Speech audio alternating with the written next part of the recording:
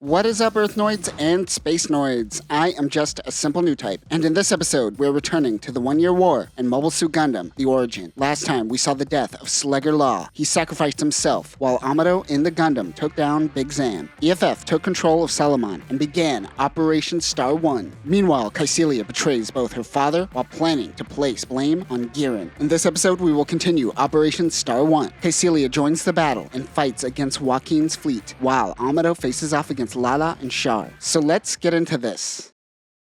Gihren fires the solar ray, taking out Degwin and Revel's fleet. The White Base crew watches as space glows with the light of the giant weapon of mass destruction. Amado has a new type braingasm over all the dying souls. At A Baoa Qu, Gihren gives a speech to his people. He tells them that what remains of General Revel's forces are nothing but dregs, and that they can rise up and defeat the remaining Federation forces. All hell is breaking loose at the focal point of the Geldova line. They need to break away, but Amado knows that it won't be fired again. Bright tries to contact as many ships from Revel's fleet. He gets a message from the Razul informing them of Wakkein's orders. They are to rally ships from Revel's fleet around White Base. They will be the meetup point. The Dolos prepares for battle as they head towards A Baoa Qu. Lalah bumps into Char and tells her that she has surpassed him in every way. Like the anime, the two kiss. Unlike the anime, a few pilots are passing by and they get a good glimpse of the action. Just ignore it. I'm probably going to die. I don't need horny red comment on my mind right now. The remaining fleet rallies around White Base. Bright wonders what their plan of attack will be. He thinks they don't have enough manpower. Amado chimes in and tells him that everything will be fine, and this will end in success, as A Baoa Qu is their weakest point currently. Kai wonders if that is a new type hunch, and without hesitation, he says yes. Somewhere in the Guyana Highlands, Domon Kashu is undergoing training, but in the UC universe, underground is Jaburo's command center. Remember, Jaburo is a series of bases hidden beneath the Amazon. GOP is meeting with EFF government officials.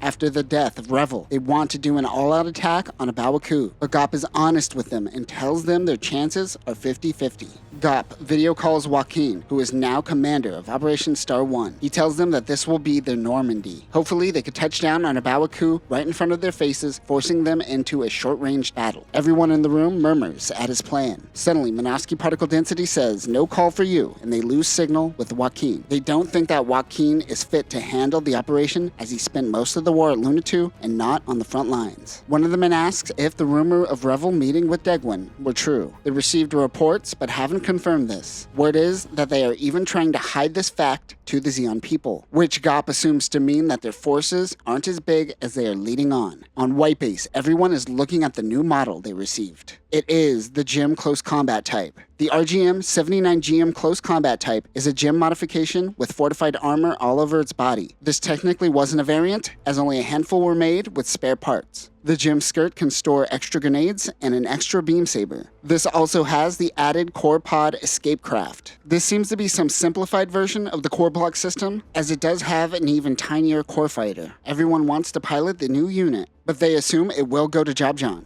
But why? Jobjon tells everyone that he will be a part of the new gym team and that Sayla will be getting the close combat type. Hayato will take his old gun cannon. One person tells Fraubo how hard it was to acquire normal suits for children. What was that phone call like? Yes, we need 3 normal suits for children. Actually, better make that 6. They are probably going to pee in the suits. Why do you have children on a battleship? No, it's okay. We learned how to accept them after they disabled some bombs at Jaburo. Children did what? Everyone gathers in the hangar. Bright gives his crew one final speech. Earlier, there was a panel showing a bunch of public-class ships gathering. The public-class ship was EFF's response to Zeon's mobile suit at the beginning of the war. Certainly, they would think to counter mobile suits with mobile suits, but instead, they created these. These speedy ships are designed to run support for a Salamis or a Magellan. It is designed for hit-and-run missions, and its main weapons are the 2 heavy anti-ship missiles. It could also use the beam diffusion missile, which when used with multiple publics, it can create a beam diffusion curtain. It also has a 6-tube missile launcher. During this attack, the public-class ships will dive through the enemy lines, during which they will only use mobile suits, as long-range attacks aren't an option in this short-range sortie. This will be their final mission. The public-class ship begins its attack on S-Field of A Baoa Qu. A Baoa Qu launches the new type team. Browbows launch with the Almith. One of the Browbow pilots is Lieutenant Seamus Al-Bakaroff. She was Chalia Bull's co-pilot in the Bravo in the anime.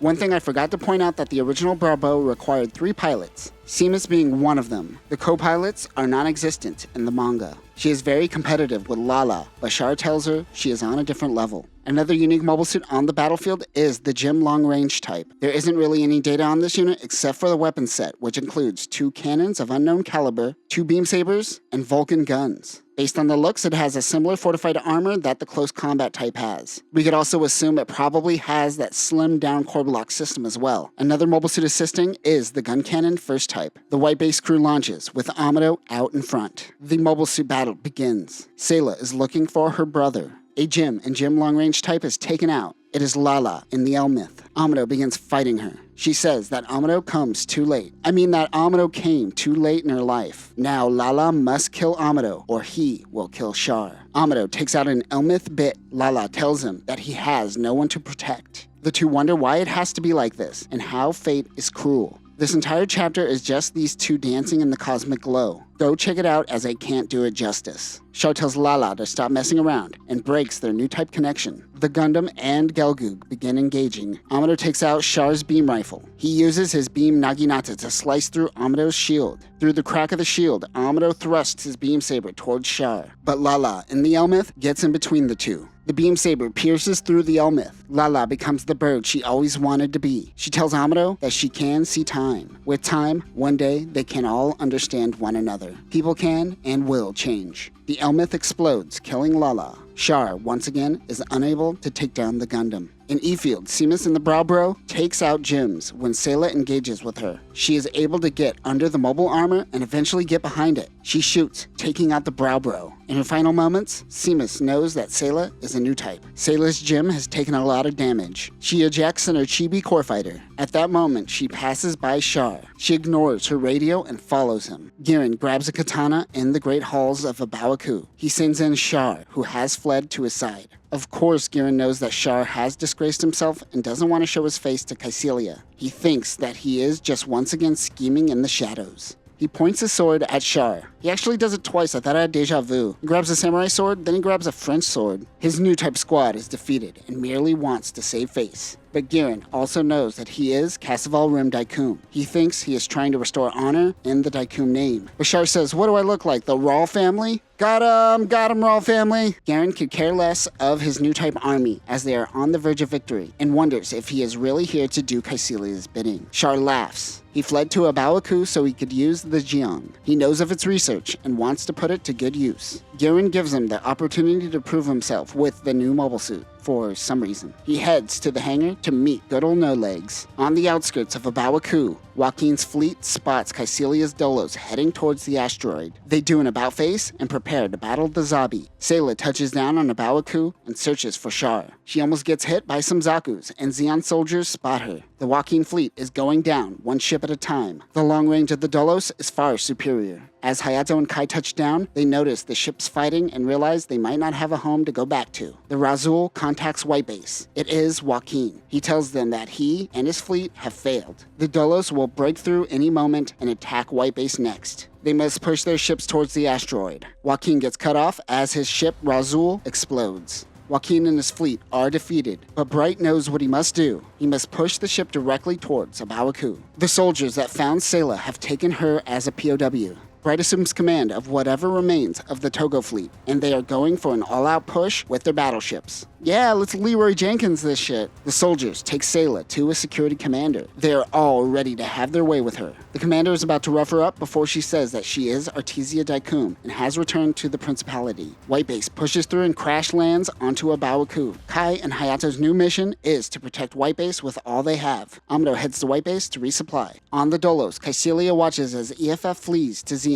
It is finally time for Kycilia to talk to Gihren. As the security commander tries to get in touch with Gihren, Kycilia comes barging into the command center. She demands to know what happened to their father and the Great Degwan. He casually tells her that it went out too far and it couldn't be helped. Kycilia draws her beam gun and shoots Gihren in the back of the head for committing patricide. On the outside, Zaku's fight gyms as EFF pushes their way in. On the inside, a coup takes place between Sayla and Giren's men. However, the security commander informed Lieutenant Donovan about Artesia. He and his company visit Sayla to find out that she is the real Artesia Daikun. Donovan was Ramba Rao's men during the flashback, and we've seen him at the Cabaret Club. Like Ramba Rao, he is still loyal to the Daikun name. Now that Sayla and Giren's armies are fighting one another, they forget about the Zabi name and follow Artesia Daikun, the true leader of Zeon. She now has her own army. Meanwhile, Char finally launches in the Zeon. As Amada resupplies the Gundam, he actually decides to talk to Frau. She thought she would never get a chance to talk to him again, but that is when they get a red alert and notice a new mobile suit approaching their location. It is Char. And that will do it for this episode. Lalah has passed on to a new life, but it is all good because she is finally the bird she always wanted to be. We also get an interesting direction as Sayla is now creator of coups. Next time, we will conclude the 1-year war and Mobile Suit Gundam The Origin. Amado and Char will face off, and Char will definitely not betray anyone. But that will do it for now, new types. Remember, when you die, be sure to throw a bird on it. Peace.